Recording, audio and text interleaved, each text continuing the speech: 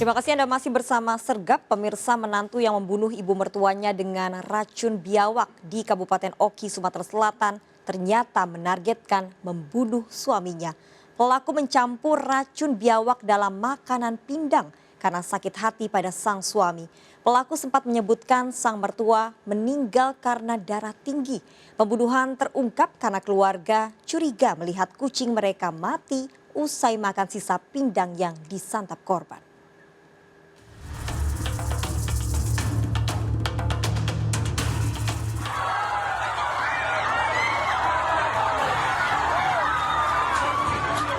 Pembunuhan yang dilakukan Dewi Asmara terhadap Noni, ibu mertuanya, di rumahnya di Desa Air Hitam, Kabupaten Ogan, Komering Ilir, Sumatera Selatan, membuat warga emosi dan menghakimi pelaku. Korban tewas dengan mulut mengeluarkan busa akibat diracun oleh Dewi, sang menantu. Mengejutkan, hasil penyelidikan polisi setelah memeriksa pelaku, terungkap pembunuhan ternyata salah sasaran. Wanita 45 tahun ini menyiapkan racun biawak untuk membunuh Aidil Fitri, suaminya, lantaran sakit hati pada sang suami. Racun dicampurnya dalam makanan pindang salai yang diletakkan di meja makan. Target ya, yang akan diracuni bukan mertuanya, namun suaminya sendiri. Ya, karena yang terlebih dahulu memakan masakan pindang salai yang telah dimasukkan racun adalah mertuanya, sehingga pada saat itu mertuanya langsung meninggal dunia di TKP. Dari hasil otopsi jasad korban, tim forensik Rumah Sakit Bayangkara Muhammad Hasan Palembang memastikan wanita 61 tahun ini tewas akibat keracunan dan tidak ada tanda kekerasan di tubuhnya. Jadi diduga adanya racun tadi, Dok? Iya, karena waktu kita racun pun kok sepertinya baunya menyengat. Racunnya mematikan sampai berapa persen ya, dokter? Kita nggak tahu racunnya jenis apa, kan kalau kita lihat sepertinya baunya menyengat. Iya. Pembunuhan ini mengejutkan keluarga, terutama Aidil Fitri, anak korban yang juga suami pelaku. Aidil terkejut mendapati ibunya tewas saat ia pulang dari kebun. Saat Aidil menanyakan, sang istri hanya menjawab korban masuk angin. Saat kejadian itu kakak berada di mana, Kak? Di kebun ya? Ya sebenarnya di kebun. Pertama awalnya tidak tahu jelas. Pas pulang ke rumah, keadaan ibu? Ya sudah tidak anu lagi, tidak baca ngomong lagi. Bahwa sudah banyak buih, Kak, ya? Iya, anu lagi ya. Sempat nanya sama istri kakak, apa jawabannya, Kak? Ya katanya itulah masuk angin. Menutupi perbuatannya, pelaku Dewi Asmara bahkan sempat menelepon sepupu suaminya dengan menyebutkan ibu mertuanya meninggal akibat serangan darah tinggi. Pagi informasi bahwa ibunya, bibi saya, kondisi darah tinggi kan, sehingga hilang kesadaran. Itu sekitar jam 9, kemudian jam 1 lewat sedikit, informasi lagi sudah meninggal gitu. Pelaku yang ngambil saya langsung. Kecurigaan keluarga pada pelaku semakin kuat setelah melihat 3 ekor kucing mati usai menyantap sisa makanan pindang yang sempat disantap korban. Dalam beberapa waktu kemudian, kucing makan itu, sisa makanan itu. 2 ekor kucing. Oh, awalnya 2 ekor kucing. Mati. Iya, salah satunya kami melakukan otopsi ini kan untuk supaya ya lebih kuat bahwa memang ada unsur kesengajaan, berencana, sehingga yang bersangkutan bisa dihukum secara maksimal. Untuk kelengkapan berkas pemeriksaan, tim forensik juga mengirimkan sampel hasil pemeriksaan untuk dicocokkan dengan makanan pindang yang dikonsumsi korban. Akibat perbuatannya, tersangka Dewi Asmara dijerat pasal pembunuhan berencana dengan ancaman hukuman penjara seumur hidup atau hukuman mati. Akibat perbuatannya, tersangka Dewi Asmara dijerat pasal pembunuhan berencana dengan ancaman hukuman penjara seumur hidup atau hukuman mati. Dari Sumatera Selatan, Firdaus dan Fitriadi melaporkan. Kepergok korbannya pelaku pencurian motor di parkiran minimarket di Kota Semarang menodongkan pistol. Aksi pelaku terekam CCTV.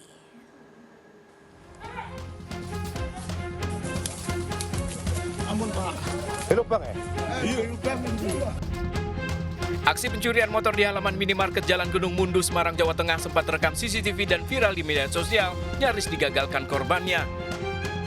Namun korban menghindar lantaran salah satu pelaku menodongkan senjata api ke arah korban.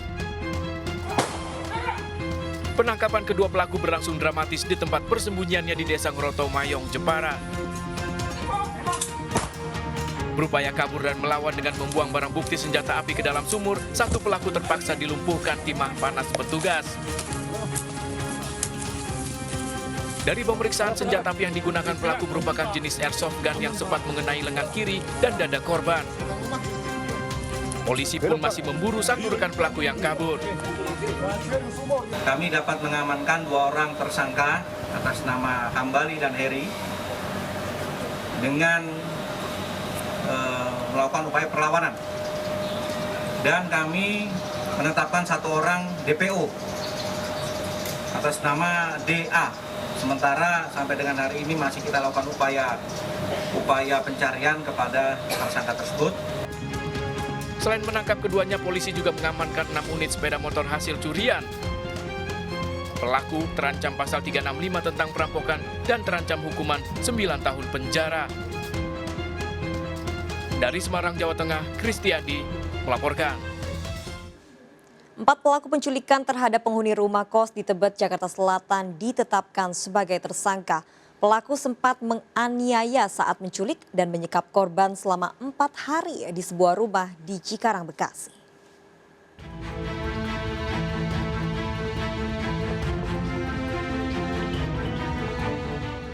Polisi menggerebek dan menangkap sejumlah pelaku penculikan di salah satu rumah di kawasan Cikarang, Bekasi, Jawa Barat.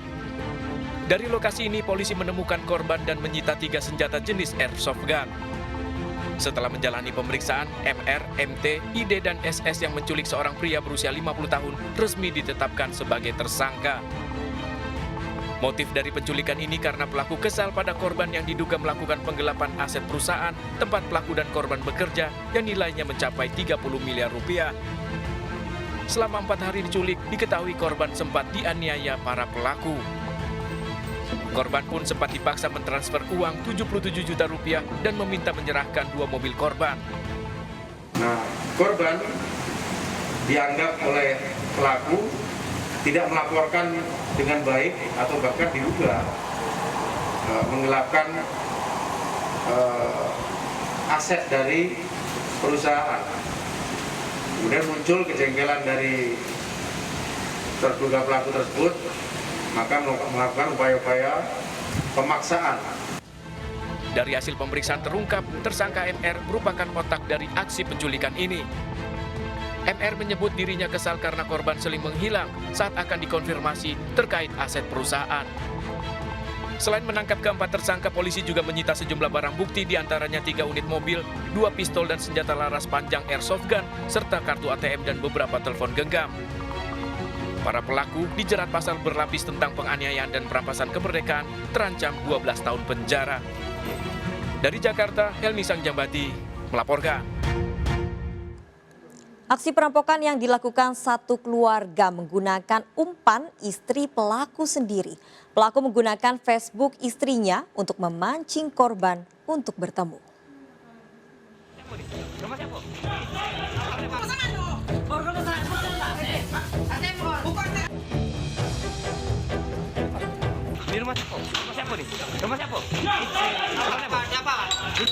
Penangkapan pelaku perampokan ini berlangsung dramatis di rumahnya di Desa Muaratiku, Kabupaten Musirawas Utara, Sumatera Selatan. Pelaku FS alias Iqbal 30 tahun terpaksa dilumpuhkan lantaran melawan dan berupaya kabur saat mencari tersangka lain dan barang bukti hasil curian. Pelaku dibekuk karena terlibat bersama 3 rekannya merampok seorang pengusaha asal Sumatera Barat dengan modus mengumpan wanita yang merupakan istrinya setelah berkenalan di media sosial. Pelaku mengumpan istrinya untuk bertemu dan dirampok di tempat yang telah direncanakan. Korban diikat dan ditinggal di jalan, hartanya dikuras dengan kehilangan uang ratusan juta rupiah dalam ATM serta mobilnya. Korbannya diikat sama teman kakak ipar saya itu. Setelah itu dia minta PIN ATM dan selesai memindahkan uang itu dia lepaskan bapak itu. Dari pemeriksaan keempat pelaku ternyata masih ada hubungan satu keluarga yang mencari korbannya lewat media sosial. Jadi melalui perkenalan via media sosial tersebut, saudara Epi mengajak komunikasi sehingga korban dipancing untuk datang ke Kota Lubuk Linggau. Polisi masih memburu pelaku lain yang telah diketahui identitasnya. FS bakal terjerat pasal 365 KUHP dan terancam 9 tahun penjara. Dari Musirawas, Sumatera Selatan, Amri Wijaya melaporkan. Pemirsa, pelaku pencurian handphone nyaris tanpa busana terekam CCTV saat beraksi. Pelaku masuk rumah korban dengan meloncati pagar dan mencongkel jendela.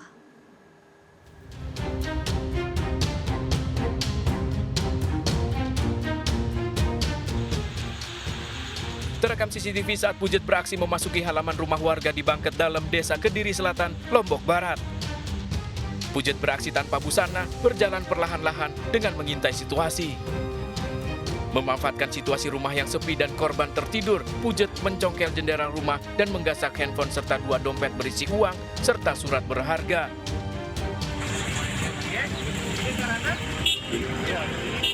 Berbekal rekaman CCTV dan ciri-ciri tato di tubuhnya, polisi membekuk Pujet yang dikenal sering nongkrong di bengkel motor di sekitar lokasi. Uang hasil curian digunakan pelaku untuk membayar hutang dan kebutuhan sehari-hari.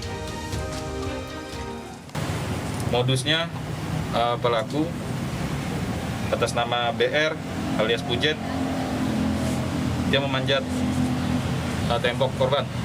Keadaannya korban dalam tertidur. Dan kronologis pengungkapannya karena pelaku ini terangkap oleh CCTV. Pelaku kini diamankan di Polsek Kediri. Dari Lombok Barat, Muzakir melaporkan.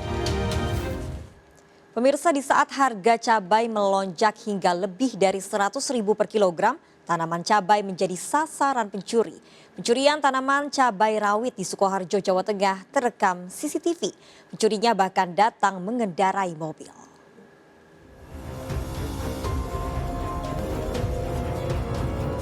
Seorang pria nekat mencuri 2 pot tanaman cabai rawit siap panen yang ada di depan sebuah rumah makan di Sukoharjo, Jawa Tengah.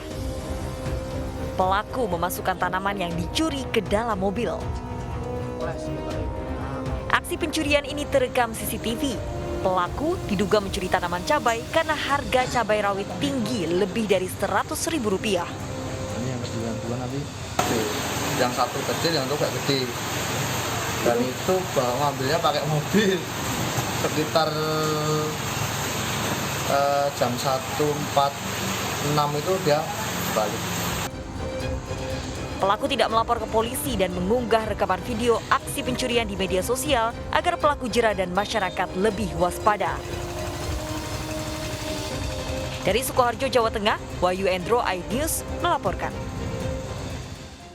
Pembunuhan wanita muda di hotel di Kediri, Jawa Timur mengungkap praktik prostitusi anak yang dilakukan suami istri. Pelaku bahkan tega menjual anak kandungnya sendiri. Ikuti informasi lengkapnya sesaat lagi. Sergap segera kembali.